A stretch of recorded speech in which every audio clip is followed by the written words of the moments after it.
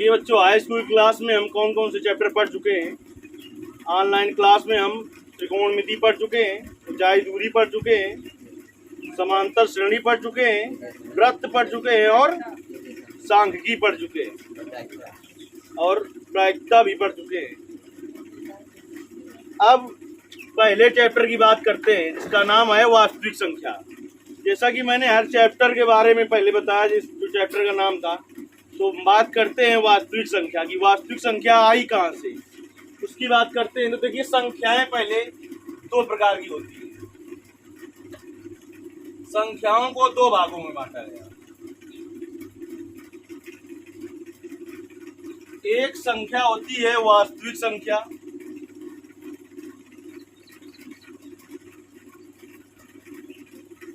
और दूसरी होती है काल्पनिक संख्या। आपको हाई स्कूल तक वास्तविक संख्या का ही अध्ययन करना है। काल्पनिक संख्या जब आप कक्षा 11 में जाएंगे तो वहां पर 5वां चैप्टर पढ़ाया जाएगा, समिश्र संख्या। वहां पर तुम्हें काल्पनिक संख्या बताई जाएगी। फिर आज इसका अध्ययन आपको कक्षा 10 में नहीं करना है, लेकिन आप पहचानेंगे ऐसे कि क्या है काल्पनिक संख्या। इसके लिए हमने जब द्विघात समीकरण हल किए थे वहां पर बताया था कि रूट के अंदर अगर माइनस में आ जाए तो वो काल्पनिक संख्या होती है। जैसे कैसे आप जानेंगे काल्पनिक संख्या है, अगर लिखा हो x² + 5 = 0 और कह दे x का मान ज्ञात कीजिए, तो देखिए यहाँ से x² बराबर क्या आ जाएगा, -5। x बराबर क्या हो जाएगा, √-5। हमने कहा था जैसे ही रूट के अंदर लिखी हुई संख्या माइनस में हो तो उसका वास्तविक हल नहीं होता है। ऐसी ही संख्या कहलाती है काल्पनिक संख्या। इनका अध्ययन आप कहाँ पर करेंगे, फर्स्ट ईयर में करेंगे, 5वें चैप्टर में। देखिए वहां पर जब आप जाएंगे तो कैसे इसको हल करेंगे। x बराबर इसको लिख देंगे 5 गुणते, ये -5 ऐसे लिख सकते हैं, 5 गुणते -1। पीछे से बैठो तो दिखाई पड़े, 5 गुणते -1 ना दिखाई देगा, पीछे बैठो लिख सकते हैं 5 गुणते -1। देखिए x बराबर 5 गुणते -1 मान किसका होता है, आयोटा स्क्वायर का मान -1 होता है। इमेजिनरी नंबर यानी काल्पनिक संख्या। तो यहाँ से देखिए x बराबर √5 और आयोटा स्क्वायर का वर्गमूल आयोटा निकल आएगा। लेकिन इसका अध्ययन आपको हाई स्कूल में नहीं करना है। किसका अध्ययन करना है, वास्तविक संख्या का अध्ययन करना है आपको हाई स्कूल में। तो वास्तविक संख्या में कौन कौन सी संख्याएं आती हैं वो जान लेना है आपको। वास्तविक संख्याओं में आपकी आती है नंबर 1 प्राकृतिक संख्याएं, प्राकृतिक संख्याएं। दूसरा नंबर है पूर्ण संख्याएं और तीसरा है पूर्णांक संख्याएं। पूर्ण और पूर्णांक संख्याओं में अंतर है। चौथी होगी आपकी परिमेय संख्या, 5वीं होगी अपरिमेय संख्या। बात यह है कि ये पेपर में नहीं आता है, लेकिन आपको केवल रट लेने से कुछ फायदा नहीं है, इसके बारे में जानना चाहिए। पता लगा आप हाई स्कूल पास हो गए, इंटर पास हो गए, आपका छोटा भाई बहन है, उसने कभी तुमसे पूछ लिया प्राकृतिक संख्या किसे कहते हैं, क्या फायदा कि तुम दांत निकाल दो, उससे कुछ फायदा होगा क्या।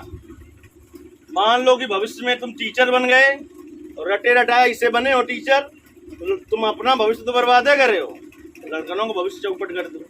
इससे अच्छा है कि ये सब चीजें जान लीजिए। अभी तक नहीं जाना तो आज सीख लो। वास्तविक संख्याएं क्या है, ये प्राकृतिक संख्या है, पूर्ण संख्या है, पूर्णांक, परिमेय और अपरिमेय सब क्या कहलाती हैं। अब हम एक एक की परिभाषा क्लियर करते हैं कि प्राकृतिक संख्याएं किन्हें कहते हैं। सभी धनात्मक संख्याएं जो होती हैं वो क्या कहलाती हैं, प्राकृतिक संख्याएं कहलाती हैं।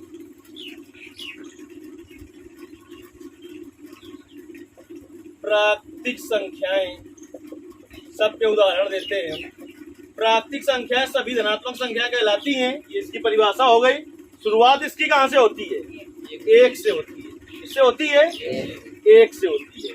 1 2 3 4 डॉट डॉट अनंत तक ये सभी संख्याएं क्या होंगी, प्राकृतिक संख्याएं होंगी। फिर क्या होगी?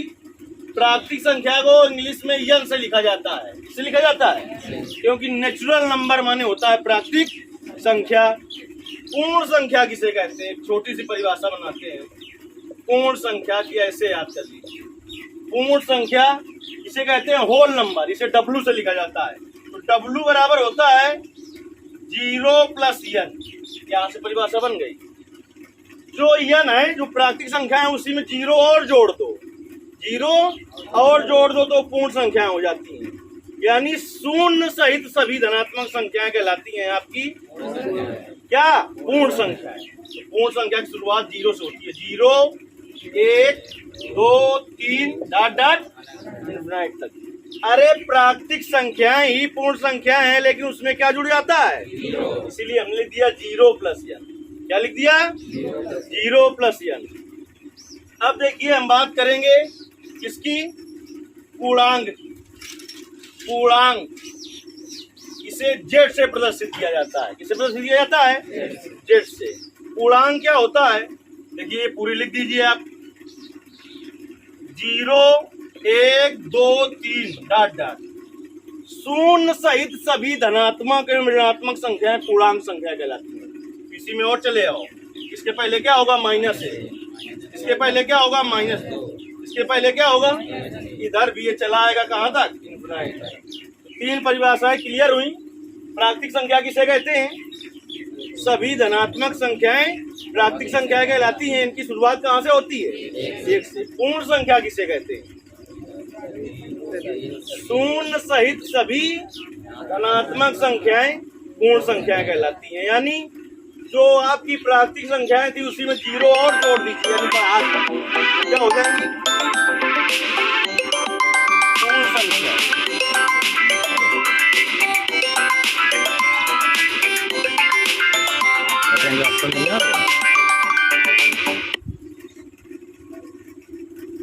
ये जगह बैठो जैसे आवा काट दे। अब हम बात करेंगे परिमेय संख्या की। किसकी बात करेंगे? परिमेय संख्या की। देखिए परिमेय संख्या किसे कहेंगे? परिमेय संख्या के बारे में आप जानते होंगे। कौन बताएगा? कहा जाओगे? बताओ। हाँ तो बताओ ना, टाइम ना बताते। हाँ बस बात बता रहे हैं हम परिमेय संख्या की। किसकी बात बता रहे हैं? परिमेय संख्या। ऐसी संख्याएं जिन्हें हम P और P बटे Q के रूप में लिख सकते हैं। P बटे Q के रूप में लिख सकें। कितनी कंडीशनें देख लीजिए। किसे कहेंगे हम परिमेय संख्या? P बटे Q के रूप में लिख सकें। Q does not equal to 0। P और Q पूर्णांक होना चाहिए। क्या होना चाहिए? पूर्णांक होना चाहिए। और सुनिए, अभी आप कुछ जानते हैं नहीं इसके बारे में। P तथा Q का HCF 1 होना चाहिए। इतनी कंडीशनों को संतुष्ट जो करेगा वही होगी परिमेय संख्या। नहीं तुम्हारे अनुसार तो 2/4 भी परिमेय संख्या है, नहीं है क्या?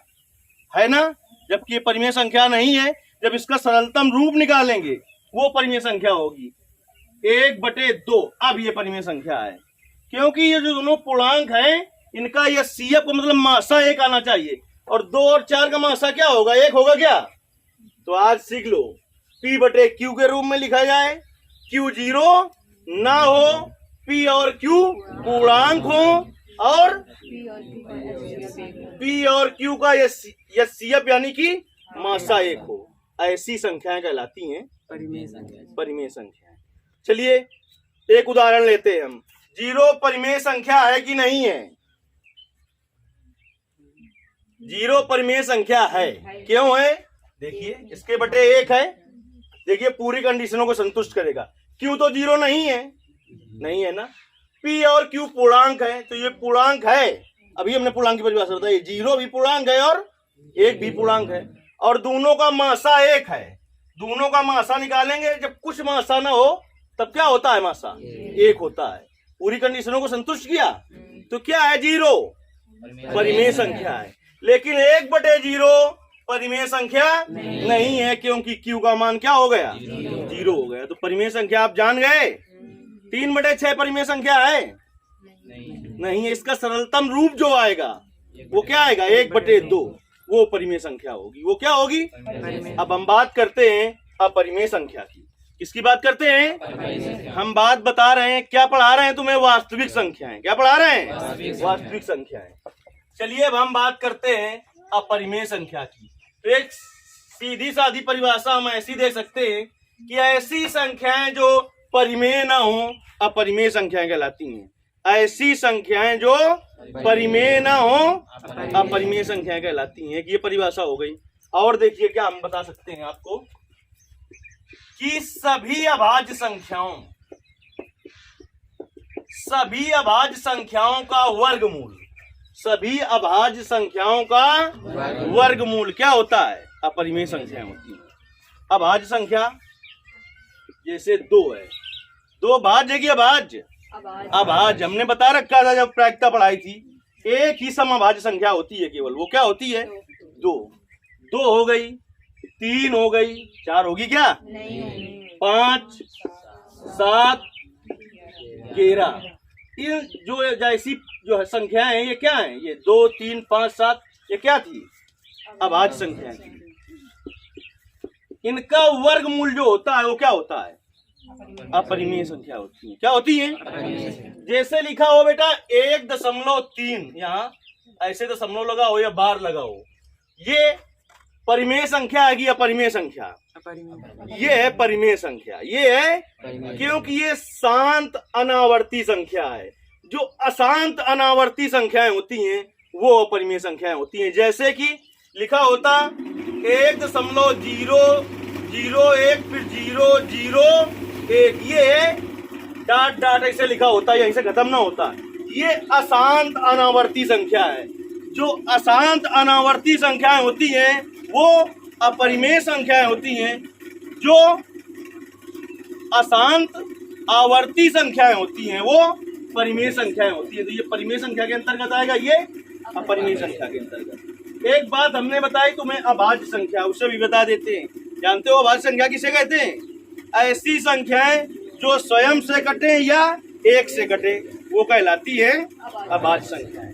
ये जानकारी रही आपकी काहे के लिए? वास्तविक संख्याओं। अब इसमें पहली प्रमेय बताई जाएगी। एक यूक्लिड गणितज्ञ थे, उन्होंने बताया कि यदि आपके पास 2 संख्याएं हों, कितनी संख्याएं हों? 2 संख्याएं हों, ए और बी। देखिए यूक्लिड ने बताया कि यदि आपके पास 2 संख्याएं हों,